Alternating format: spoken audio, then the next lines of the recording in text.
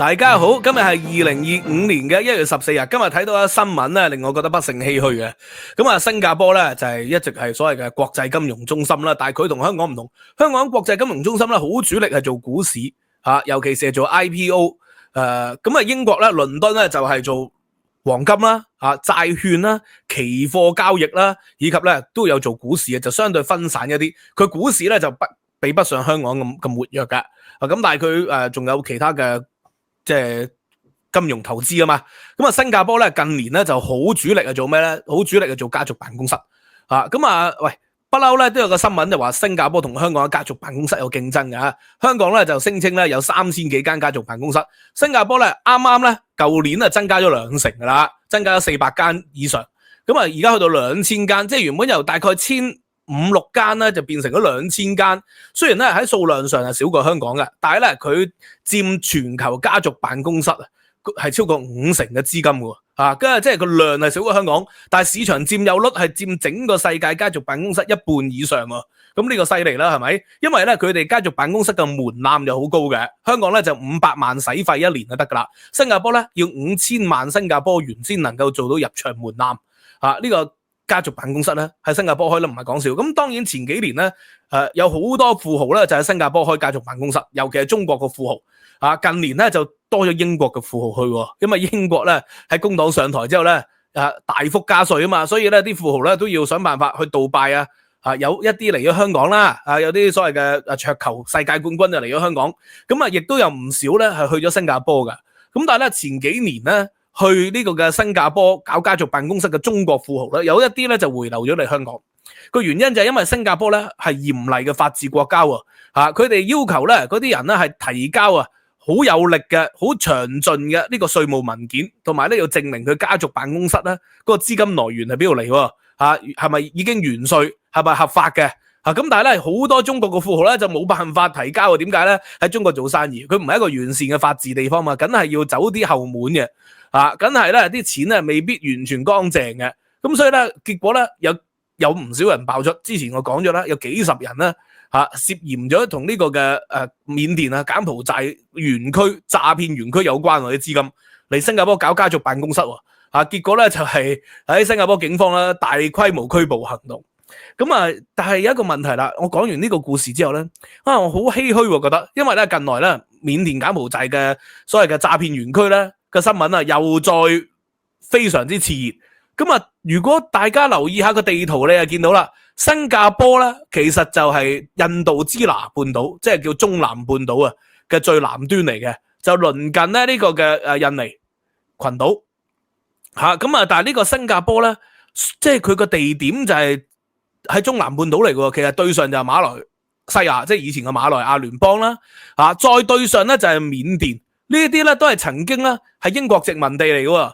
咁但係點解同屬英國殖民地一條落到嚟噶啦？印度、孟加拉、緬甸、馬來亞聯邦都係咧呢個嘅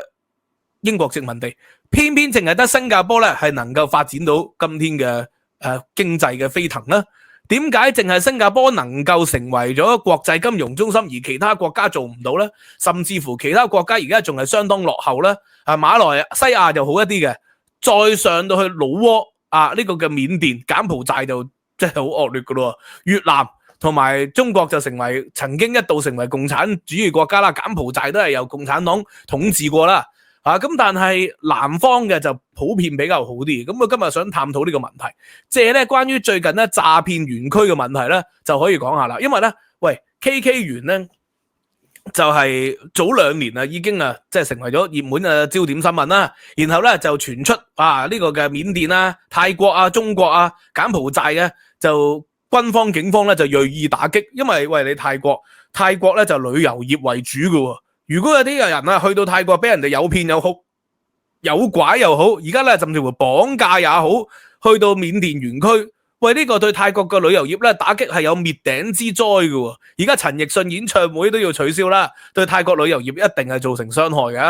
噶。泰國嚟緊又話要搞賭場啦，咁啲人點放心去投資，點放心去玩呢？咁呢個有一個問題啦，就係早2年明明係嚴厲打擊咗 KK 園噶啦，而家點解會死灰復燃呢？咁而家咧。即係我哋從地圖裏邊係睇到啦，你又發現到咧 KK 園所在地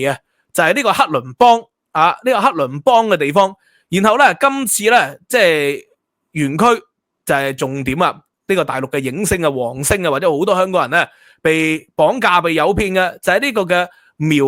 瓦迪啊呢個地方。苗瓦迪都係咧緬甸嚟嘅，但係咧 KK 園咧原本所在嘅地方咧就克倫邦咧，其實係深入一啲嘅係深入啲，離泰國嘅邊境咧相對咧就係冇咁近嘅。但係咧今次咧就基本上咧係泰國邊境側邊嗰度行一步就到噶咯如果你喺曼谷俾人綁架咗，或者俾人誘騙咗，或者係清邁搭車去咧，其實只係7-8個鐘頭時間嘅啫而咧呢個 KK 園啊所在地同埋今次咧呢個苗瓦迪呢個新嘅園區，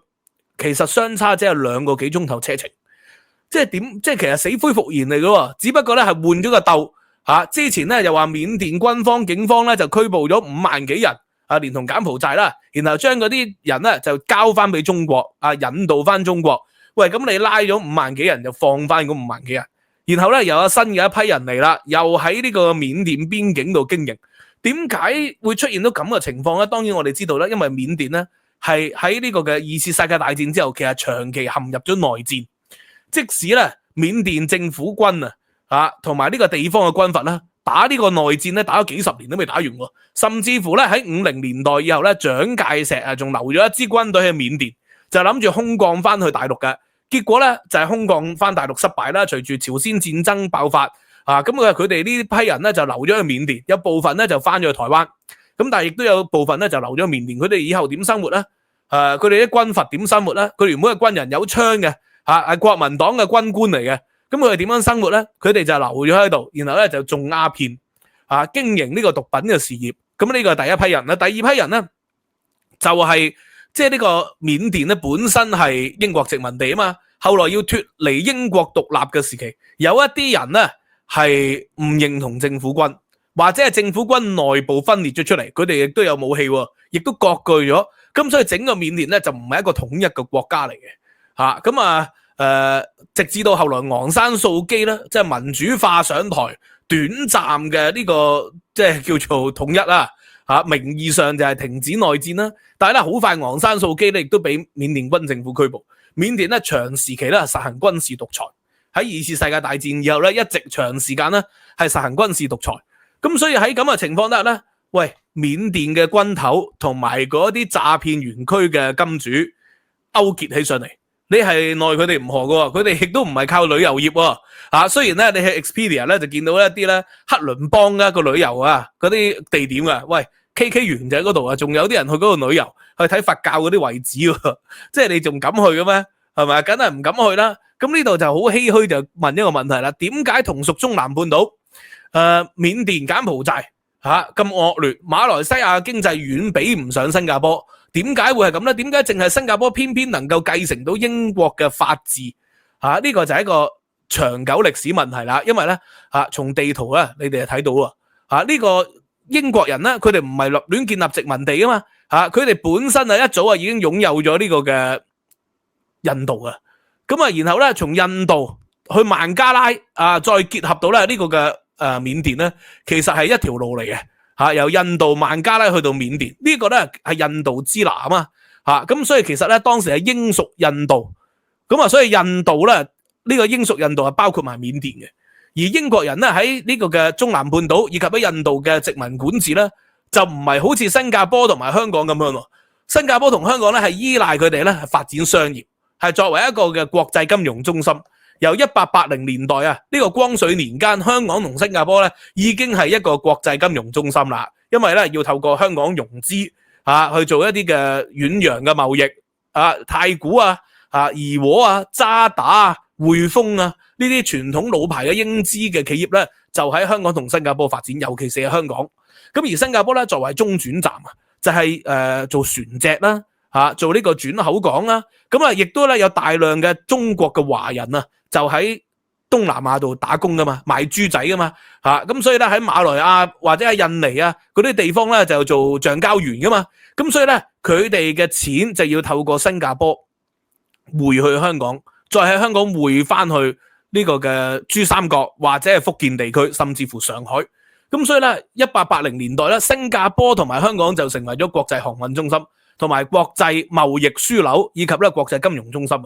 咁你搞金融業啊，你梗係要有高度嘅法治要有完善嘅法治條件先做到啦。咁所以馬來亞咧，或者係緬甸啊，或者係印度孟加拉啊，都冇能夠繼承到英國人嘅法治傳統，因為咧英國人統治嗰啲嘅地方咧，只係希望掠奪佢哋嘅天然資源為主嘅啫，主要係覬覦印度嘅香料人力物力天然嘅開發咁主要係考慮到呢啲嘅問題嘅啫。咁當然亦都係大殖民時代呢個嘅東印度公司同埋其他嘅荷屬東印度公司西班牙葡萄牙所屬嘅東印度公司嘅競爭，所以咧大家鬥搶地搶得多嘛，有啲咧就佔領菲律賓，有一啲啊佔領台灣有一啲佔領澳門，有一啲咧佔領中南半島。咁英國人咧後起之秀啊嘛佢軍事實力就最強，咁所以佢佔地亦最多，一佔咧佔咗印度，佔咗緬甸，佔咗馬來亞啦咁所以咧對於呢個緬甸馬來亞或者係印度咧，佢哋冇心長期管治，所以冇喺佢哋嗰度咧建立良好嘅法治體系。新加坡同香港就有啦，呢個第一。第二咧，新加坡同香港係彈丸之地而後來咧新加坡自治到獨立咧，咁佢嘅人數都係較少嘅，咁所以佢哋嘅精英咧，洋化嘅精英，譬如話李光耀或者係郭學連呢一啲嘅精英咧，就去英國讀書喺新加坡讀完中學之後咧，就去英國讀書讀大學喺劍橋喺牛津呢啲畢業，咁所以佢哋好輕易地咧，將英國相對完善嘅法治、民主或者係治理手段咧，就帶咗翻去新加坡。同樣道理，亦都帶咗翻香港咁所以咧變成咗呢啲地方咧，法治程度係會高啲，民主化嘅程度咧，雖然你話新加坡威權管治，但係比起緬甸比起柬埔寨比起其他地方咧，比起印度咧，今天咧。新加坡嗰個民主化咧都係相對強一啲嘅，印度號稱係民主選舉，但係個種姓階級男女嘅不平等導致到咧佢個民主選舉咧都有非常之大嘅缺陷，以及咧民主背後就有完善、合法、公平嘅選舉啊嘛。咁印度呢一方面咧就係較欠缺嘅咁所以新加坡就相對廉潔，法治程度成熟，咁所以就新加坡唔需要太過靠呢個嘅詐騙先能夠維到身相反緬甸咧就要靠詐騙啦。點解緬甸要靠詐騙呢？因為軍閥割據啊嘛而嗰啲軍閥割據咧就係本身咧都唔係咁嚴重嘅啫。佢哋以前係軍閥係靠種下鴉片種下罌粟咁但係問題咧近年鴉片嘅生意係大減鴉片嘅生意大減係因為咧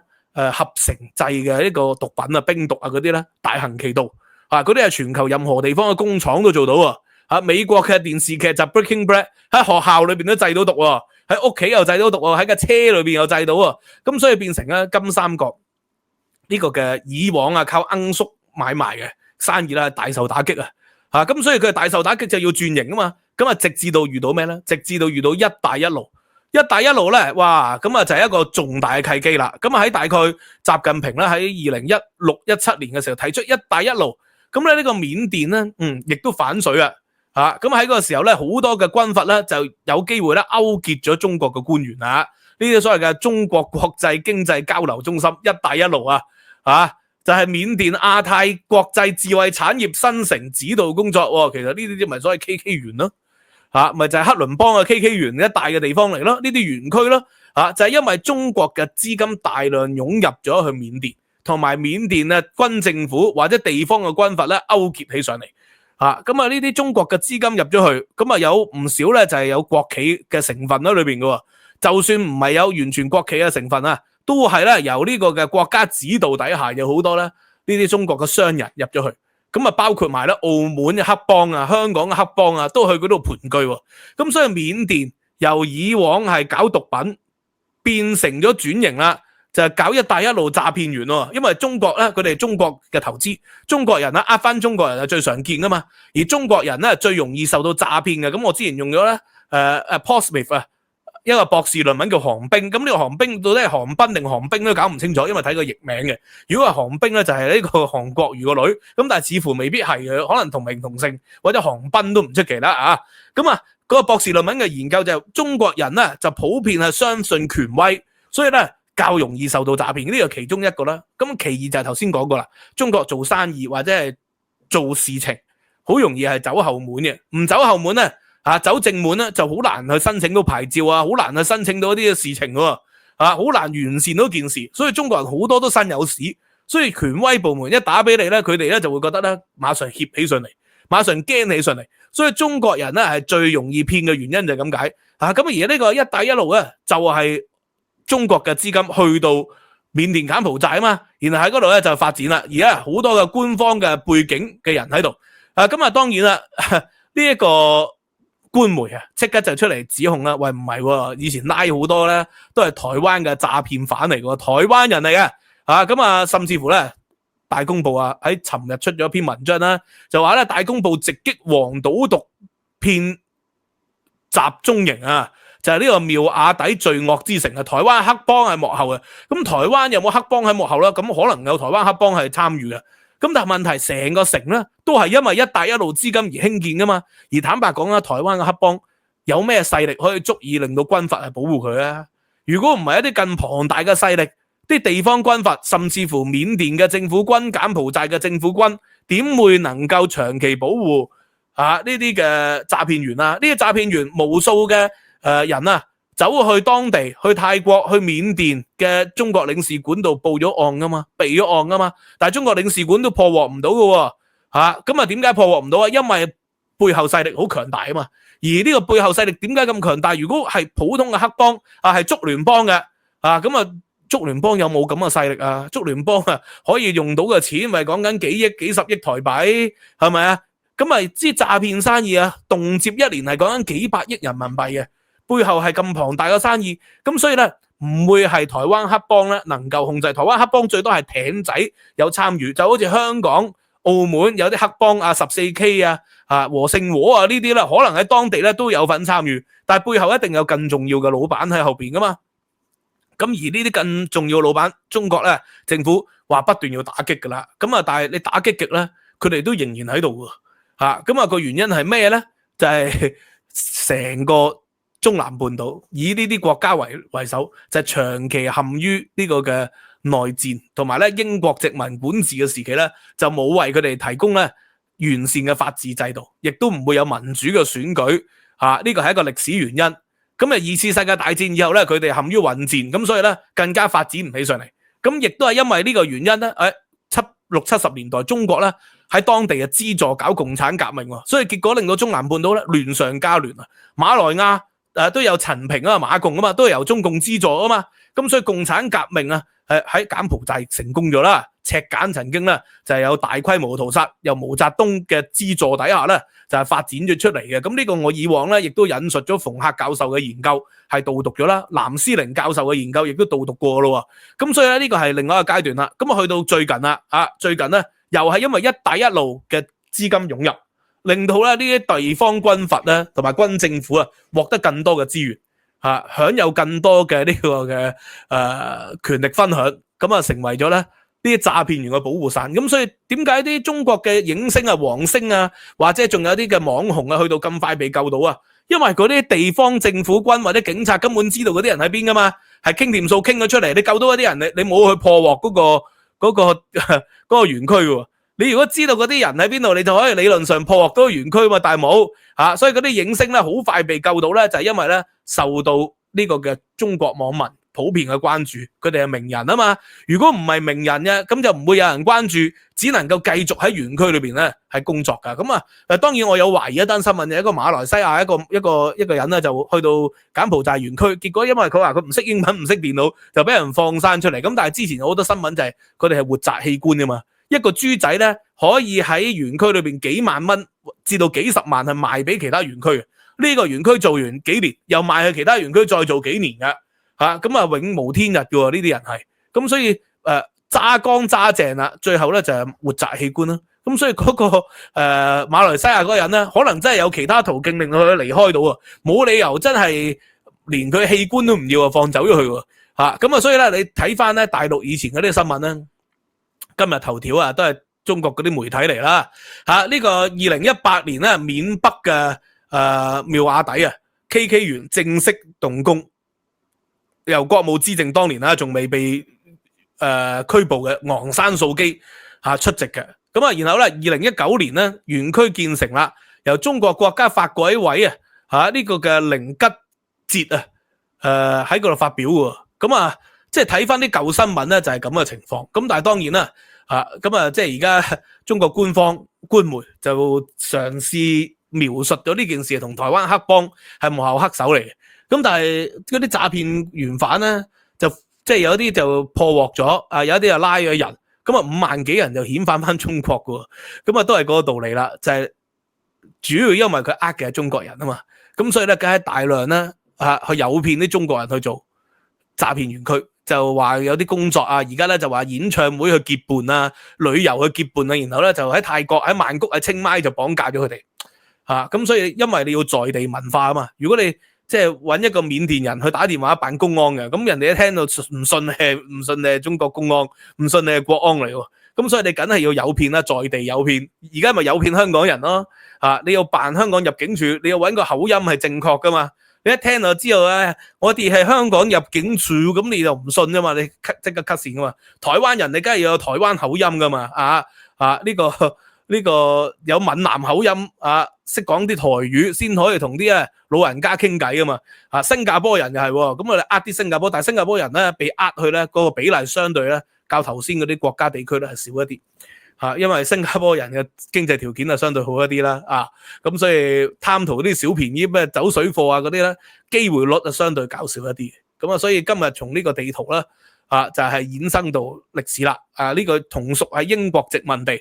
印度支那大部分地區咧都冇發展到法治，但係新加坡偏偏能夠，呢個就係因為新加坡咧富有國際金融中心，同香港一樣嘅地位，所以英國對佢嘅策略同印度支那其他地方咧係唔同，呢個第一，第二就係因為新加坡地少，人亦都唔多，咁所以咧